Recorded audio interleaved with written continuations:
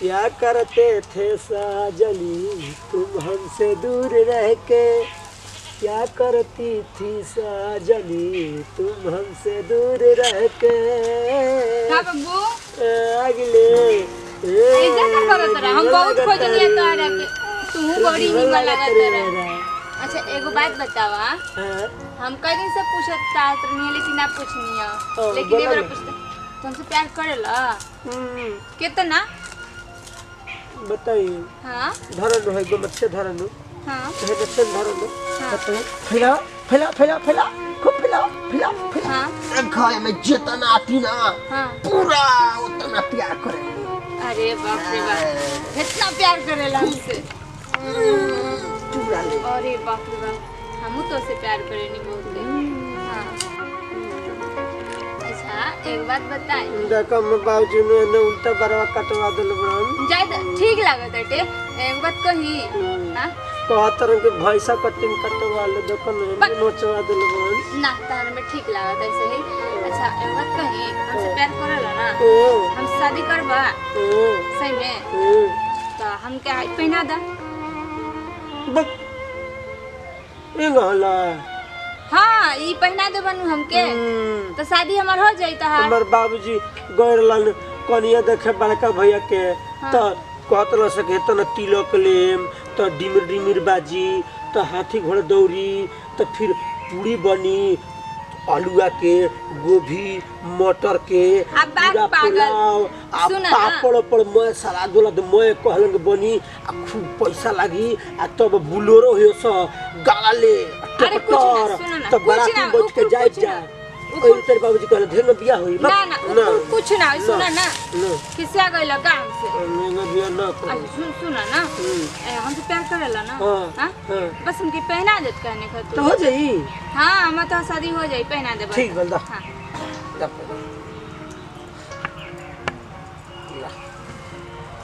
अच्छा अरे के खोल के पहनावा है ना। हां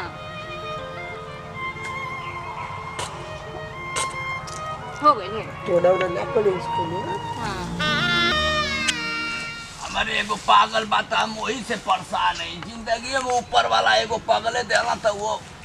पगले एकदम बा। बाबूजी हो बाबूजी की बात कही। हाँ बोला रे गिर गई हो जा बाबूजी अब जगह जदा ल मारा पड़ाक देने बाबूजी बिया होला तो पूरी खा जाला नु। हाँ आ खूबे खूबे समियाना गिरेला बाबूजी हाँ बिया होला में जाने में अब पूरी उड़ी बनेला नु। बाबूजी अब ढोलक बजेला नु झिमिर झिमिर। हाँ हाँ बोला ना तू झूठ बोलता रहा। ढोलक बाजेला बिया पी बाजेला नु जो हाँ बारात जाला बिया होला बाबूजी वैसा बिया होला घर जाओ लड़ता से। हाँ तो वैसे ना होला हाँ। वैसे ना होला बिया होला पंडित होला सिंदूर पहनावल जाला मंगलसूत्र पहनावल जाला खूब दोस्त मित्र नाचे ना बूढ़ पुरानिया जाला खाला घर घर नेवता बटाला ऐसा ना बिया होला। बाबूजी तू झूठ बोलता रहा। हमरे को कहते न पगली कि सुनत नहीं का अपने काम करता हम बतिए ना सुन लगा बोल ना बैठ बता बोलम तो ना बोल बोल कहले नु ये पगली कहल से आलू कि बहुत प्यार करल कन तो हां कहले केता ना तो कहली हेता ना तो कहती आलू कि तो पहिना दो तो हम कहली पहिना दे तो बाबूजी हम बियाह हो गइल का। कौन चीज उ मंगलसूत्र कहती कि मंगलसूत्र पहिना दे बाबूजी हम बियाह हो गइल का। आयो माई खत बिया ना हो गइले अरे बिया हो गइले आयो माई का हम तो पागल मतीन हम के कदल केवन रहलिए रे बिया मंगलसूत्र के पहनवा देला के रहला ना हम से आए बकरे चराव तो भेंट करे ले उन्हें आए ले आयो माई जा ए भैया ए बाबूजी तब बियाह हो गेलो ना होला। अरे बैंड हमार सपना रहा बैंड पार्टी करी बड़ाऊ का नाच करी कक्का को बुलोरो कैले होती मेहमान आयल होता कुल तोरी आजी बाबा आयल होता कुल आयल होता तब पहले बढ़िया से बिया होला रे ले जाके ससुरा कहाँ मंगलसूत्र डलवा दे रे ओकर गर्दनिया बाबूजी डाल दे हमें देनी बाबूजी। आयो लिया के तो हम के पहना दा बिना बोला रहता ना ससुर हम तो जान तुझे पागल असली पागल हवा ससुर तू घर के उजाड़ दे तू बोला तारा कल से बोला थई तो के रोवत का बोला थई आए बिया क देला बतावा सपना सपने रह गल आए कहां पहिले ले रे कहि जा बगीचा में आई रहलिया। जा ये भैया जा जा ए राम तू देला तो ऐसा ने लिया के अधूरे में ससुरा बिया क लेला हैं कहां नाम डाल रे ओकर नेहावा। नेहावा हाँ। बाप ओ बाप चले हवे वही जा ना हम तो चली नहीं तारा कहाँ का जनो ये बेक नहीं हम नहीं की जाना। जाओ बा मैं तो कुछ समझिए मैं ना तो कहाँ डाला कहाँ से मांगे सूद पहला उ लेके आई रहलिया। लेके आई लिया हाँ। अरे तू पागल अला भाई ऊ ना पागल लिया ओ कहती प्यार करो तुम बन के हाँ तो हम तो करेंगे भाई ये कोई हो बात है कि प्यार तो ससुरा प्यार तो अच्छी चीज के उजाड़ दिला तो प्यार में तो हमारी तोहरी में का बा भैया जा अब प्यार कैले बता तब पीछा तो शादी कर लेला तब का करी हमरे बुद्धिया ना काम करत हिया हैं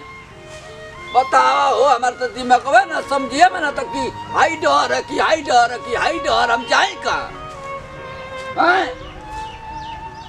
का कहला अरे कुछ कहला अरे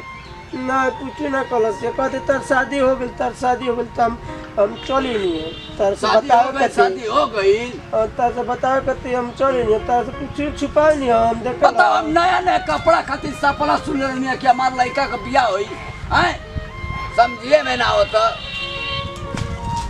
जा ससुर बाबूजी हमारे बोलो तरह कल से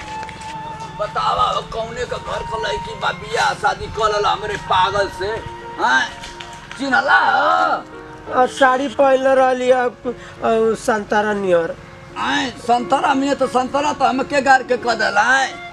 चला देखी कौने घर का लड़की रहल है चिन्हत हवा ना बढ़िया से मंगलसूत्र पहनैला हाँ मैच के मेथी कदनी है। चला भगवानो ऊपर वाला हो देखल जा का होला भाई बात कहो ए लड़की ये तो बाय हो संतरा कलर के बताओ चला का बाबूजी चिन्ह था हमके कि तू गोड़ हाथ पड़े लगलू हाँ बाबूजी चिन्ह तो नहीं रहा नाम है तो नेहा नाम है